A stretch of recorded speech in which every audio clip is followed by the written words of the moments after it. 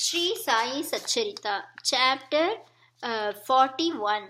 Story of the picture, stealing the rags and reading of Jnaneshwari. As stated in the last chapter, we continue here the story of the picture. 9 years after the incident described in the last chapter, Ali Muhammad met Hemad Ban again and related to him the following story. One day, while wandering in the streets of Mumbai, he bought the picture from a street hawker. Then he got it framed and set it on a wall in his house at Bandra, suburb of Mumbai. As he loved Baba, daily he took darshan of it.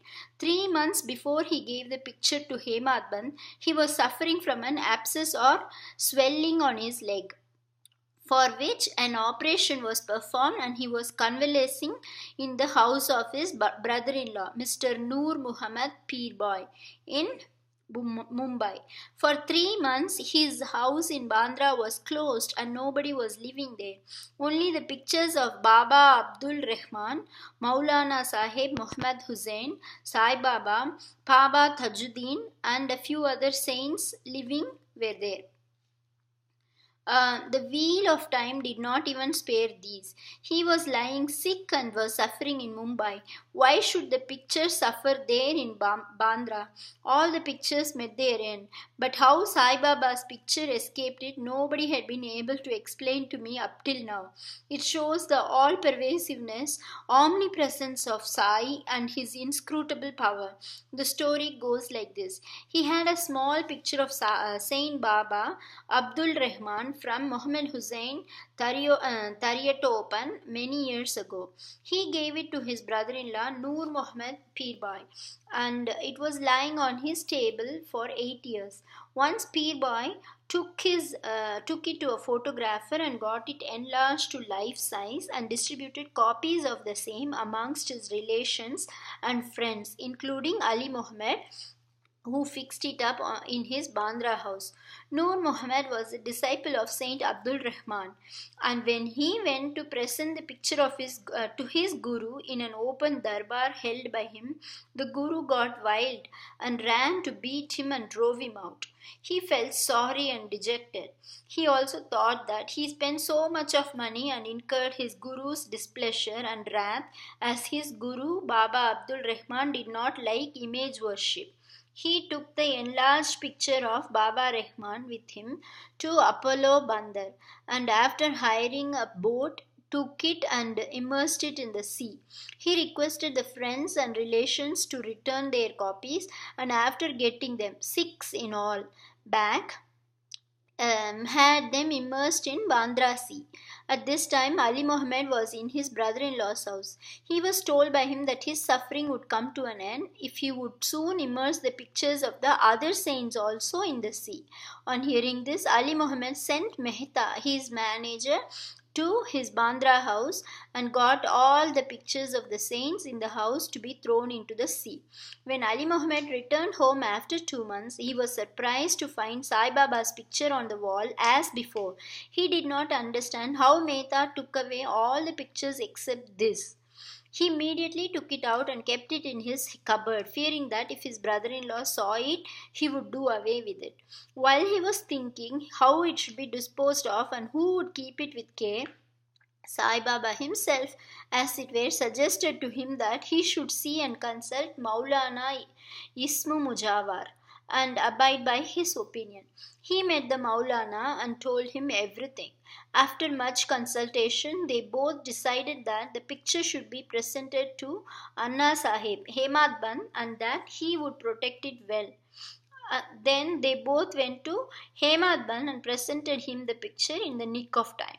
This story shows how Baba knew all past, present, and future, and how skillfully he pulled the wires and fulfilled desires of his devotees. The following story shows that Baba liked very much those who took real interest in spiritual matters, and that he removed all their difficulties and made them happy.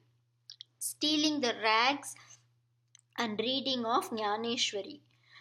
Mr. B.V. Dev, who was Mamlatdar of Dahanu, Thana district, wished for a long time to read Jnaneshwari, the well-known Marathi commentary on the Bhagavad Gita by Jnaneshwar, along with other scriptures. He could read daily one chapter of the Bhagavad Gita, but when he took Jnaneshwari in hand, some difficulties cropped up and he was precluded from reading it.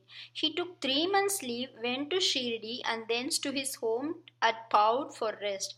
He could read other books there, but when he opened Jnaneshwari, some evil or stray thoughts came crowding up in his mind and stopped him in the effort.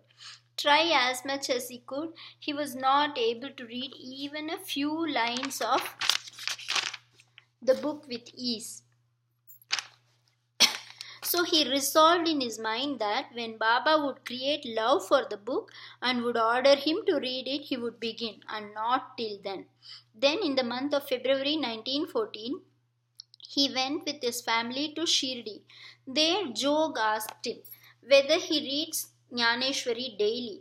Dave replied that he was desirous of reading it, but he was not successful, and that only when Baba would order him to read it, he would commence. Jog then advised him to take a copy of the book and present it to Baba and start the reading after it was consecrated and returned to him by him. Dave replied that he did not want to resort to this device, as Baba knows his heart. Would he not know his desire and satisfy it by giving him a clear order to read? Dave then saw Baba and offered 1 rupee as dakshina. Baba asked for rupees 20, which he gave. At night, he met one Balakram and inquired from him as to how he secured Baba's devotion and grace. Balakram told him that he would communicate everything next day after Aarti. When Dev went for darshan the next day, Baba asked for rupees 20, which he gave willingly. As the masjid was crowded, Dev went aside and sat in a corner. Baba asked him to come closer and sit with a calm mind, which Dev did. Then, after the noon Aarti was over and the men dispersed, Dev saw Balakram again and asked him his previous experiences, what Baba told him, and how he was taught meditation. While Balakram was going to reply, Baba sent one Chandru, a leper devotee, to call Dev to him. When Dev went to Baba, the latter asked him with whom and what he was talking. He said that he was with Balakram and heard from him his fame. Then Baba asked again rupees 25 as dakshina, which Dev gladly gave. Then Baba took him inside and sitting near the post charged him, saying, "You stole away my rags without my knowledge." Dev denied any knowledge of the rags, but Baba asked him to make a search. He searched but found none. Then Baba got angry and said, "There is nobody here. You are the only thief. Grey haired and old, you came here for stealing?" After this, Baba lost his temper, got terribly wild, gave all sorts of abuses and scoldings. Dev remained silent and apprehended that he might get a beating also. After about an hour or so, Baba asked him to go to the Vada. He returned to the Vada and told Jog and Balakram all that had happened. Then in the afternoon, Baba sent for all of them and said that his words might have pained the old man, Dev, but as he committed the theft, he took him to task. Then Baba asked again for rupees 12. Dev collected the amount, paid it, and prostrated himself before him. Then Baba said to him, "Go on reading the Poti." The Jnaneshwari daily. Go and sit in the Vada, read regularly every day, and while reading, explain the portion read to all with love and devotion. I am sitting here ready to give you the whole gold embroidered shela, valuable shawl. Then why go to others and to steal rags? And why should you get into the habit of stealing? Dev was much pleased to hear the words of Baba, for he directly asked him to start reading Poti, Jnaneshwari. He thought that he got what he wanted and that he could read the book with ease thenceforth.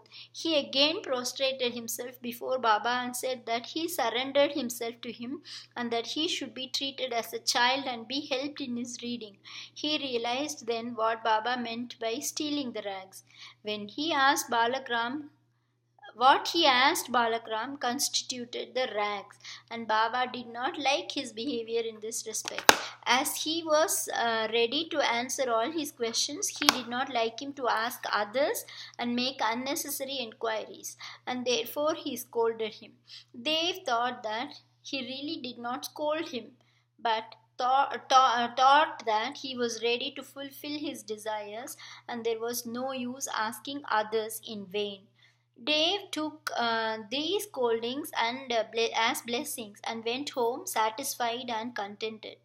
The matter did not end here. Baba did not stop with only issuing an order to read. Within a year, he went to Dev and inquired about his progress. On 2nd April 1914, on Thursday morning, Baba gave him a dream. He sat on the upper floor and asked him whether he understood the Poti. No, answered Dev. Baba said, then when are you going to understand? Dave burst into tears and said, unless you shower your grace, the reading is mere burden, and the understanding is still more difficult, Baba told. While reading, you make haste. Read it before me in my presence. Dave asked, what shall I read? Baba said, read Adhyatma, spiritualism.